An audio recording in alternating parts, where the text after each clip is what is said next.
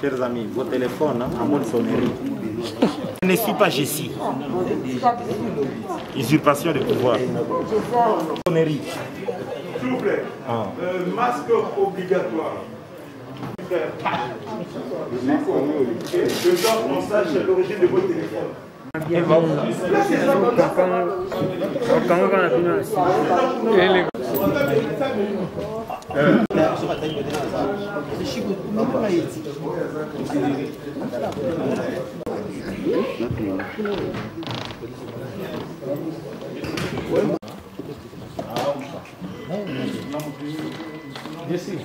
Donne-moi ton corps, s'il te plaît.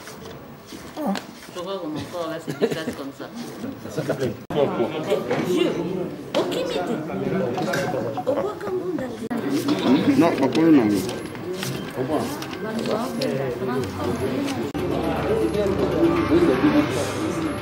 Comme il n'a pas fait.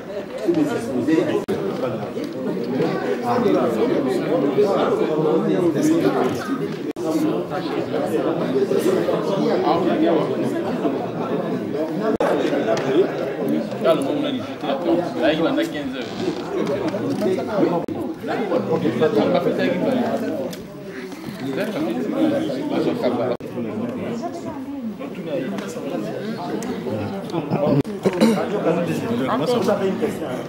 Ça me sert avant.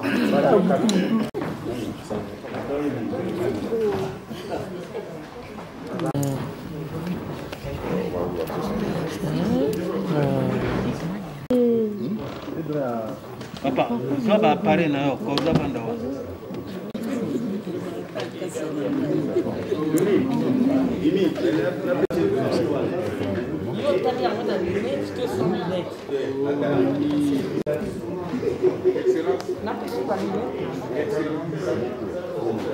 Eza Mobutu. Tanga bandio bela. Ndio longia koma na.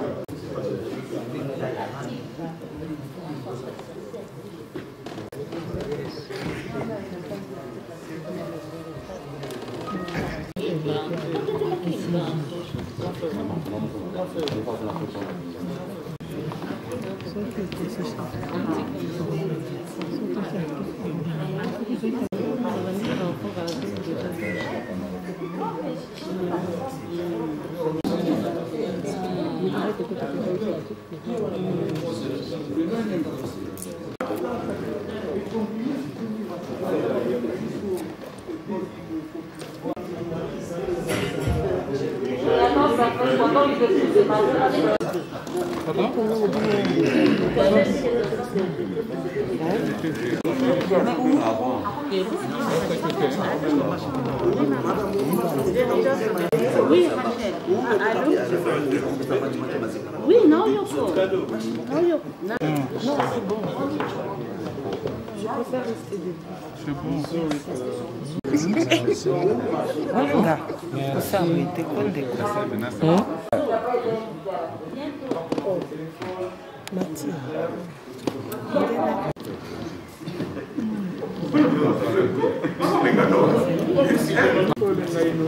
Celui qui veut poser la question, il faut insister, ministre Amon Elongina, Amon Alobogo, voilà.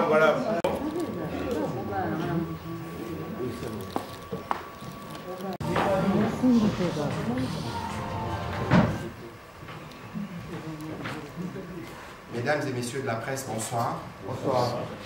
La ministre de la Justice, Madame Rose Mutu-Kiese. Il vous souviendra qu'à notre dernier échange, nous avions le ministre des Droits humains, mais pour des raisons d'agenda liées à l'emploi du temps de Madame la ministre d'État, elle n'a pas pu nous rejoindre. Donc aujourd'hui, nous venons pour faire cet exercice.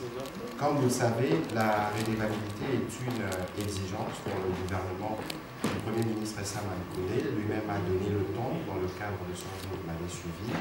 Et nous, donc, les différents membres du gouvernement, nous sommes astreints à cet exercice. L'exercice d'aujourd'hui va porter, entre autres, sur la restitution du voyage que nous avions fait il y a quelques jours, donc du mardi du samedi au mardi dernier dans les provinces sous état de siège, principalement à Bunia et à Beni. Le Premier ministre a conduit une forte délégation avec 9 membres du gouvernement. Et dans cette délégation, il y avait d'abord la ministre d'État, ministre de la Justice, le ministre d'État, ministre du Budget, ministre de Solidarité et Affaires humanitaires, ministre des Femmes du Genre, vice-ministre de l'Intérieur, vice-ministre des Affaires étrangères, ministre de la Communication. La mission a été plurielle parce que, parallèlement aux activités que le Premier ministre tenait lui-même en tant que chef du gouvernement, la ministre d'État et les autres membres du gouvernement tenaient des activités liées à leur secteur respectif. Parce que vous vous souviendrez que dans l'un des comptes rendus du Conseil de ministres, les présidents de la République, chefs de l'État, avaient recommandé à tous les ministres dans leur secteur respectif de prioriser les provinces sous état de siège qui nécessitent un suivi étroit sur les différentes questions. Parce que vous savez que la question de l'état de siège requiert des solutions transversales. Dans cette mission du Premier ministre, il y avait un focus qui a été consacré d'abord à l'écoute, notamment des députés provinciaux, parce qu'il y avait beaucoup des choses qui s'est disaient de ce côté-là. Vous avez vu qu'au niveau de Beni, nous avons rencontré la société civile, notamment les jeunes de la lutte pour le changement de la lucha, pour avoir des discussions et recueillir les différentes opinions. Pour nous, le gouvernement, l'état de siège ne pourra réussir que suivant le triptyque opération militaire, sensibilisation de la population et démobilisation. Et du point de vue de la démobilisation, vous avez vu que le nouveau dirigeant a été mis en place et que bientôt, au retour du président de la République, il y aura la première réunion du comité de pilotage qui permettra de commencer le travail effectif qui est attendu sur le terrain. Et puis, évidemment, je pourrais répondre à quelques questions d'actualité, nous n'y sommes pas encore. Je voudrais donc respectueusement passer la parole à la ministre de la Justice, ministre d'État, qui fait l'honneur de venir sur ces plateaux ce soir pour nous parler de l'administration de la justice dans les provinces sous état de siège. Il y avait beaucoup d'inquiétudes au départ sur le droit humain, sur la justice. Comme nous n'avons rien à cacher, comme nous reconnaissons que les défis sont énormes, comme nous sommes à l'écoute, aujourd'hui, Madame la ministre est là pour nous faire le point de ce que nous avons pu faire durant ces 3 ou 4 premiers mois de l'état de siège. Madame la ministre d'État, vous avez la parole. Merci, chers collègues. Bonsoir à tout le monde. Bonsoir. On est là pour évaluer l'état des sièges dans mon secteur. Mais avant d'évaluer l'état des sièges dans mon secteur, il faut qu'on voie d'abord quel était le président de la République, chef de l'État, a décrété, a proclamé cet état des sièges. Vous vous souviendrez que la partie est de la RDC, notamment les 2 provinces qui sont mises sous l'état de siège, ont connu des guerres plus de 2 décennies. On a essayé de mettre toutes les stratégies possibles, ça n'a pas marché. C'est ce qui a poussé le président de la République à proclamer l'état de siège le 3 mai 2021 et ainsi à mettre et à prendre aussi les mesures pour la mise en œuvre de cet état de siège. Et je vous assure, il y avait beaucoup de défis à relever sur terrain. Et suite aux mesures d'application qui étaient prises, c'était tout à fait normal que la justice telle que rendue d'une manière classique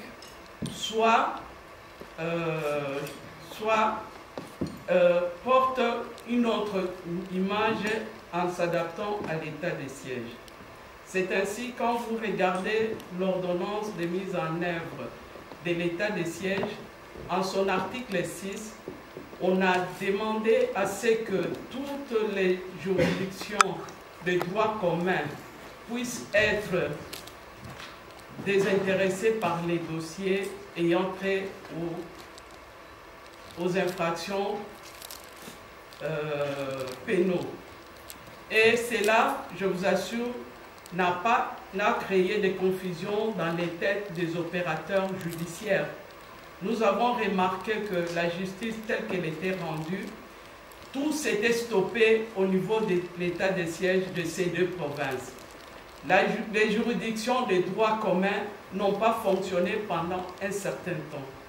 Ce qui nous a poussé, après avoir écouté les préoccupations soulevées par les opérateurs judiciaires, à convoquer une réunion urgente, une journée de réflexion qui a mis en place le premier président de la Cour d'appel, Béli Touré, et son procureur général, ainsi que le bâtonnier Béli Touré.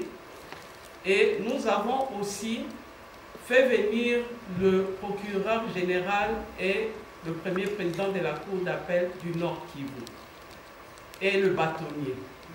À cela, on a associé le Conseil supérieur de la magistrature militaire, c'est-à-dire la Cour et le parquet, pour qu'ensemble nous puissions réfléchir comment relever les défis qu'on a rencontrés sur terrain. Suite à cette réunion de réflexion, j'ai eu à prendre une circulaire qui a demandé aux différentes juridictions d'être opérationnelles, notamment les juridictions des droits communs. Et pour cela, il fallait, à travers la mission du chef de gouvernement, du Premier ministre, Sama Lukonde, aller descendre sur terrain pour voir si réellement la circulaire que j'avais prise était fonctionnelle. Et nous avons évalué cela à travers cette mission, et peut-être à la suite on pourra échanger sur les constats que nous avons eu à trouver au niveau de l'Ituri, c'est-à-dire à Bunia et à Beni, où nous nous sommes rendus avec toute la délégation. Voilà, voilà en termes de mots introductifs de la ministre d'État, ministre de la Justice. Et donc vous allez comprendre que le président de la République a séjourné dans la région pendant 3 semaines. Il s'était installé comme il avait promis. Le Premier ministre s'y est rendu. Nous avons entendu quelques critiques de gens qui disent qu'ils vont toujours à l'Est, mais il faut comprendre que la sensibilité de la question requiert une prise en charge étroite, et on ne peut pas reprocher au gouvernement de le faire, parce que nous allons le faire pour toutes les autres provinces. Et d'ailleurs, je crois que dans le prochain jour, demain ou après-demain, nous aurons un briefing avec la vice-première ministre, le ministre de l'Environnement, qui va nous faire le tas de lieu de la situation à Chikapa, après qu'il y ait eu séjourné avec une délégation d'experts. À présent, Madame la ministre, nous allons prendre la série des questions des journalistes pour nous permettre de donner quelques points et éclairer la lanterne de l'opinion que je suis ce soir. Ce n'est pas seulement à l'Est, c'est sur toute l'étendue de la RDC. Quel est le changement des prisons? Parce qu'elles sont pleines partout. Avez-vous un plan de construction des nouvelles RDC convoqué par le ministre des Médias et des Communications médias? Quelqu'un m'a chargé de la communication immédiate. On peut faire un effort pour rester sur le sujet. C'est les questions d'actualité auxquelles on... Et que pendant cette période, la capacité actuelle prévenue qui sont dans ces prisons-là est largement dépassée. Soyez-en sûrs, on s'y applique, on est conscient que les gens doivent vivre d'une manière normale dans les lieux de détention. Et je vous informe d'ailleurs, on est en pleine réforme du secteur pénitentiaire, et que d'ici là, il y aura des nouvelles lois qui seront appropriées pour que ce secteur-là soit effectivement plus humain, plus compétitif et plus respectueux des normes internationales à la matière. À la deuxième question de Daniel Massaro, il faut reconnaître qu'on est dans un régime de séparation de pouvoir. Et que moi, en tant que ministre de la Justice, je ne m'occupe que de la politique de la justice nationale.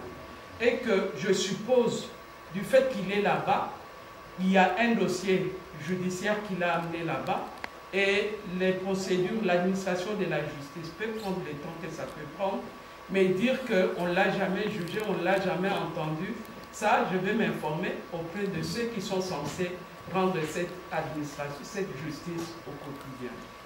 Voilà, merci Madame la ministre d'État. Sur la question de la RTNC, la grève est un droit garanti pour tout le monde, et lorsqu'il y a des frustrations, les gens ont le droit de s'exprimer. Et nous avons vu cette grève s'est déclenchée pendant que nous étions à Béni avec le Premier ministre. Et dès notre arrivée, nous nous sommes attelés à écouter à la fois la direction générale, les directeurs, les syndicalistes et parler aux employés. C'est clair qu'il existe un malaise au niveau de la télévision nationale, il faut le reconnaître. Mais cette grève nous donne aussi l'opportunité, parce que nous avons une vision globale de modernisation des médias publics qui est bien coulée dans le programme du gouvernement, nous donne aussi une idée de l'ampleur du défi que nous avons. D'abord, par rapport au management de la chaîne en elle-même, par rapport au personnel et par rapport surtout au contenu et au service qui doit être rendu. Les différentes préoccupations ont été portées au niveau du gouvernement et je crois que les décisions vont suivre. Et cela dépend du temps de l'appréciation, mais sur toutes les préoccupations, elles ne sont pas nouvelles. C'est des préoccupations qui sont connues, c'est des questions liées à la mise à la retraite, parce qu'il y a un fort personnel qui est éligible à la retraite ici, parce qu'il y a la question des cotisations, il faut notamment voir, parce que quand les gens vont en retraite, il faut s'assurer qu'ils aient le moyen de survie, quelle est la quote-part de l'entreprise, quelle est la contribution aux travailleurs. Il y a la question de la redevance.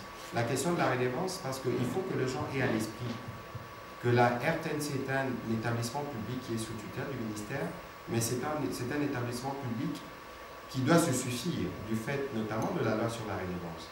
Et aujourd'hui, il se pose un problème parce que cette loi, depuis qu'elle est adoptée, elle ne donne pas vraiment le résultat. Ça veut dire que les gens ne payent pas, ou que nous-mêmes, on ne fait pas assez de communication à ces sujets. Et donc, le Premier ministre nous avait déjà donné des orientations à ces sujets, et c'est pour ça que j'ai demandé à l'inspecteur général de finances d'enquêter sur la gestion de la RTNC. C'est une enquête qui est en cours et je crois que cette semaine, je pourrai recevoir les premières conclusions parce qu'il ne suffit pas simplement de demander de l'argent pour ce qui concerne la redevance, mais il suffit aussi de voir comment la machine est gérée.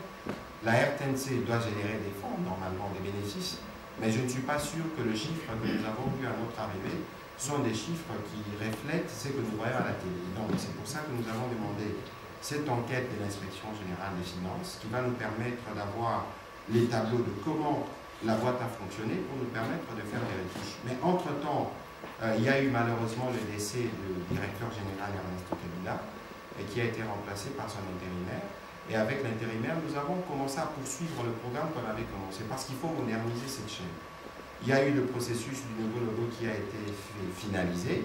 Aujourd'hui, nous attendons de l'implémenter. Et il y a eu cette situation qui est arrivée avec les grévistes qui ont soulevé les questions liées au climat du travail parce qu'il est malsain. Et de ces points de vue, nous y travaillons. Je crois que des décisions seront prises. Mais ici, et je vais terminer par là, je crois qu'il est important pour tous ceux qui travaillent à la RTNC de savoir que c'est eux qui doivent nous former. C'est eux qui doivent nous informer. C'est eux qui doivent nous divertir.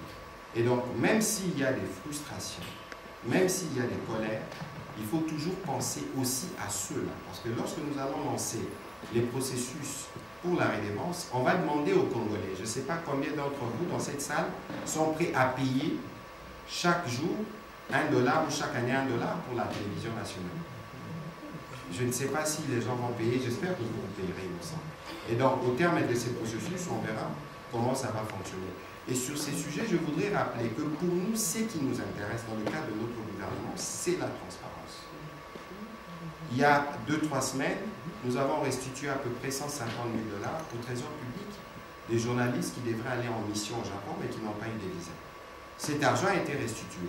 Et certains qui avaient touché cet argent, qu'ils n'ont pas rendu, je crois qu'ils ont reçu des questions des inspecteurs. L'idée ici, c'est de se dire que tout ce qui concerne le public, tout ce qui concerne l'État, par qui qu'il soit, il doit être respecté. Et pour ce qui concerne la RTNC, nous ferons un peu plus d'efforts parce que nous allons, le président de la République, le gouvernement, compte injecter beaucoup de moyens parce que ça va nous permettre de relier tous les pays.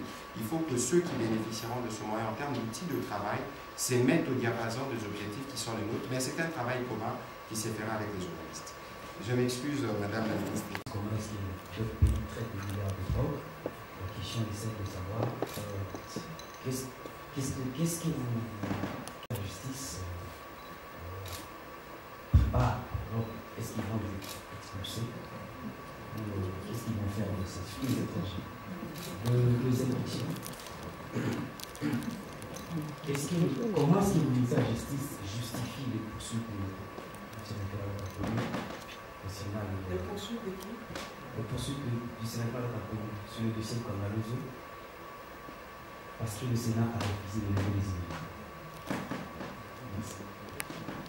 Qu'on se comprenne que chaque institution a ses attributions. Vendez de la drogue Bombay, il y a... Moi, je rentre dans le cadre de l'état de siège.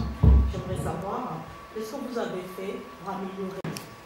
Et une autre question, madame, qu'est-ce que vous dites à ceux-là qui continuent?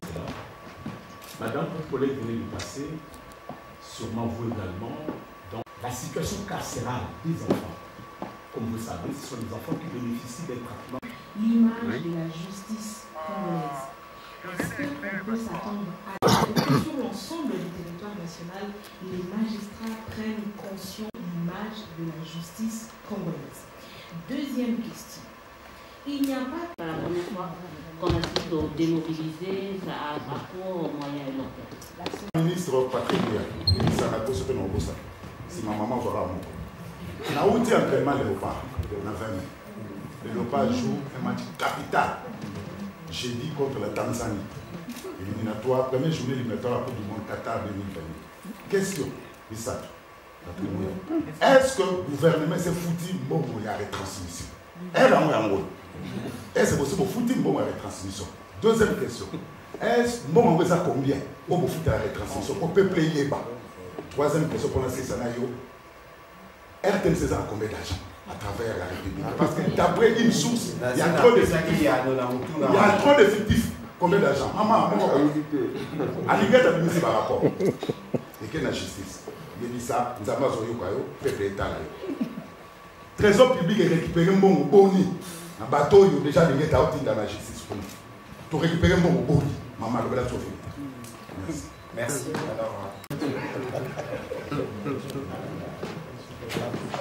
Monsieur Paul a posé la question de savoir le sort des étrangers qui ont été capturés ou qui sont détenus.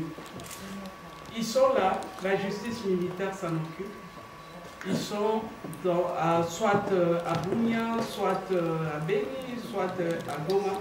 Ils sont là. Et que les procédures sont en cours. Et ils sont de plusieurs nationalités. Je peux vous confirmer ça. Par rapport à Madame Réma,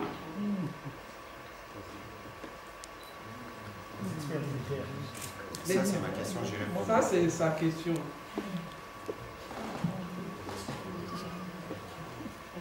Elle a dit qu'il y a de détenus qui sont en prison sans connaître les raisons. Ça, c'est ce qu'ils disent. Moi, je suis magistrat de 31 ans de carrière. Ils vont vous dire que mais quand vous fouillez son dossier, il est passé aux actes. Je suis d'accord avec vous que pour des infractions mineures, les gens ne doivent pas traîner. Mais soyez-en sûrs, pour entrer à Makala là-bas, personne ne peut y entrer sans qu'il y ait l'instruction. Ça, c'est un fait. De deux, on essaye de régulariser les détentions selon les cas si on n'est pas encore condamné. Mais la majorité de ceux qui sont en prison vous diront toujours Nassali Nangé de Ata Boni Aouye Bisoka qui a salé de côté. Puisqu'il sait que vous ne pouvez pas entrer dans son dossier physique pour connaître réellement ce que la personne a eu à commettre comme abus. C'est ça le rôle de l'inspection. J'ai un service d'inspection, voir quels sont les cas. Ce sont des cas qui entrent soit dans la libération conditionnelle, soit l'heure à l'ingété par commis rapport à Kopiakanga toujours. Et ngaï niveau nanga na pesaka droit d'injonction, pouvoir d'injonction na parquet général. Ce qui va donner ici bon, va kamatambo, va la kisargo boye ou bien kota trésor. Je vous assure, bongo et zokota trésor. Peut-être qu'on ne fait pas du bruit. Bongo et zokota. Il y a des condamnations où on demande la confiscation ou la restitution. ezokota boyoka ata na matoi te ke moto oyo avo banko bakangaka azomisaka mbongo. Est-ce qu'il faut tosalaka publicité ya mbongo ezokota na trésor lelo soki trésor ezali wana okende na banque mutu c'est aussi un contrôle citoyen. Absolument. Boke na banque centrale boposer problème na bino bolobi ke tolingi toyeba banda makambo ebandi bongo combien ekoti. C'est vrai mosusu nano ekoti te mosusu badossier eza en cours du moment ke bazosambisa nanu bato bakokokanga biloko na bango libela te mpona korécupere mbongo wana il faut tozala na jugement définitif oyo ezopermettre ke bosaisir bacompte bosaisir bandako. C'est ça aussi le respect, il y a administration, il y a justice. Mais bino bolingi, soy va récupérer 1 million de konzul, ah tozui 1 million. Et pour cela il y a la transparence pour le contrôle citoyen, madame, ezali aucune institution oyo. Oya simbi mbongo botuni, est-ce que ozui mbongo? C'est pas la justice qu'on va verser l'argent. Voilà, je crois que pour les questions qui m'étaient valées, d'ailleurs, le Premier ministre qui était au la majeur, voilà, au ticket pour la voilà. Ça veut tout dire. Soromoni, mon konzambo, kaye morate les mecs ça veut dire que Mbokeza Nassima. C'était la même chose pour la Léopard basket. Malheureusement, expérience est qui vient de Kigali, mais c'est aussi cela la compétition. Ceci ne nous empêche pas de soutenir Bango. Mineta za pemini nanga biso der tout ça la transit tout beni poto ya Kinshasa to retarda ki avion pour tout la match na Kigali ya basketteur na biso. Ça veut dire que les loba léopard na biso eux à la balle à basket biso nyon sur tout ça la si. Alors sur la question il y a facture parce que tout n'y a ni ba chiffre mingi. Ça pose un problème. Vous avez déjà 24 heures. Déjà pour l'examen, il faut foutre doté. Yo yebi ozo tuna mutuno yebi makambo bando leka. Yo yebi te ke IGF akota makambo. Oyebi yango. Oyebi ke za na mutu moko na otanga comme on a été qui travaille ici na bato ya RTNC au moins zo na tout Congo. Ça te na makambo. Oyebi ke na makambo ngai ministre ba makambo za na no flou. Yo kanti IGF nga la seni IGF ya na RTNC pour nani. Parce que moi je ne veux pas, nous on fonctionne dans la transparence, c'est ça le principe au Premier ministre à Pessibiso. Ba facture et qui pour la match mi balé, je crois c'est 98 000 €. Il faut regarder, on a saisi les ministres des budgets et finances, mais il faut comprendre le prestataire au Azoya Nezalan. Est-ce que ça URA? Est-ce que ça FECOFA? Est-ce que ça Moutoumouron de Kozou, Lazarana Kop, Naen Asima, Ayepoa Bendala? Moi aujourd'hui, je dois être sûr que mon à l'état des réseaux Bima, et autres qui n'étaient que na coche à battu pour le budget faire autant la hâte, mouya et les qui pas nayo. C'est pas ça la philosophie. Nous, la philosophie, c'est la transparence. Alors, question nayo sur la RTNC, on est sous question piège. Parce que n'a pas pesé mon et yano awa. Na RTNC déjà allé awa. Ataba syndicaliste. Pour na soli na bango tout. Na tout ni bango. RTNC ça na combien de journalistes, combien de prestataires awa. Chiffre et vanité. Ça, c'est les défis qu'on a trouvés. C'est les défis qu'on a trouvés dans Sola Iming, na maman syndicaliste, on a mon qui est à la TV. Maman Agnès Kamana Tangaye. Alors, bien, ça a depuis 39 ans, presque 40 ans. Il y a le bière RTNC pendant au débat depuis pendant lancé. Alors, bien, aux Arabes formés, boyé, au commande, on a ceux qui ont salon, alors que qui formé tel. Moutoutel, il faut à la preneur de son, à commander ceux qui n'ont alors, la RTNC, c'est à l'image des défis de la RDC. Et c'est vrai. Parce qu'il faut arriver à contrôler les effectifs. Il faut mettre en place un programme de retraite pour n'avoir pas éligible et s'assurer ma cotisation à Bango. Il faut parallèlement être sûr que les médias commis arriver aux nouvelles technologies, les lots en HD, comme les autres médias, ultra HD. Biso tout ça dans ambition on a tout. Mais avant qu'ambition en ait en place, il faut IGF à PC rapport, total par rapport à la Frédine Nezali, mon konzambo capaz déjà la vision aé, Torocha Bakangasika, on va regarder par rapport à la vision, n'est parce que RTNC serait bongi, Tobanyo bongi ça Congo à 20-30%. Pour y avoir là qui sera bissou, c'est que nous devons devenir. Donc je crois que sur cette question-là, n'a pas syndicaliste, n'a DG, bayebi qui est côté nabiso complaisance exacte. Nous voulons aller vers le changement. Et si nous changeons la RTNC, nous changerons le pays. Très bien. Excellence, excusez-moi la question. Exceptionnel. Au Bima,